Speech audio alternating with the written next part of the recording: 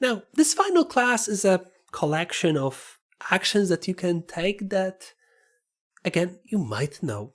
It might be all obvious to you, but in case it's not, you are going to need to impress to be that exceptional product manager, not the project manager that makes sure that stuff goes into the sprint and creates an increment. No, it's more than that in product management. And you know that far better than I do right now. So just in case you are wondering if you know everything that is there to impress, that at least I know, here's the list I would like to propose to you. Start by looking for additional monetization opportunities. And I don't mean changing your product basically into a casino with gacha elements. No. I mean the elements that make sense to develop or improve and make them premium. Things that you can do that doesn't antagonize your user base and at the same time allows you to monetize better, to upsell better. It's always easier to upsell an existing client than to get a new one. And with this mentality of making sure you can improve the revenue stream, you will really impress any exec.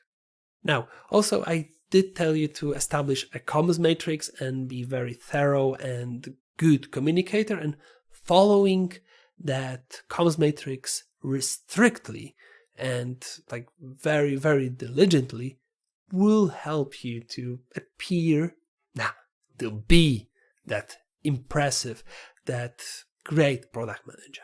Fortunately, unfortunately, the next point on this list is the ability to deliver things at the promised time. And okay, I know that will never happen 100%. There will be issues, there will be bugs, there will be things that happen and you will be late. That's fine. But the more you're on time, the more impressive you will be. Despite that technically it's not your responsibility, but at the same time representing the product and being part of the team, you are also responsible for the timely delivery at some point. So talk to your team, make sure that at least the communication on the deadlines and ETAs are accurate to be able to communicate when the delay is about to appear for any reason, and work with your team on making sure that the estimations of time are accurate. Next up, be thorough. Make sure that any initiative that you take on, even the older one, is clearly connected to your strategy, to your vision, to your goals, and has an impact hypothesis, as well as you have a plan how to track the impact, and perhaps even a dashboard ready already, or at least a plan on what needs to be added to the tracking dashboard in order to estimate whether the impact hypothesis was met or not. Okay, the final advice for this course is to be very proactive and propose different bold ideas and try to make them happen on your own.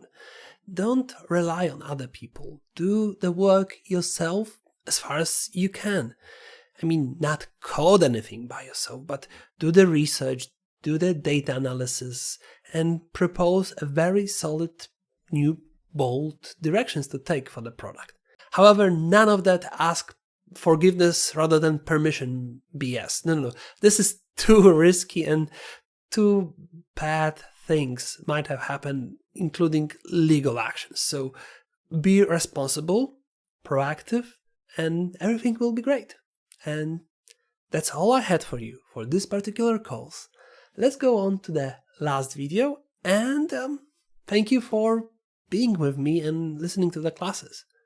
See you there.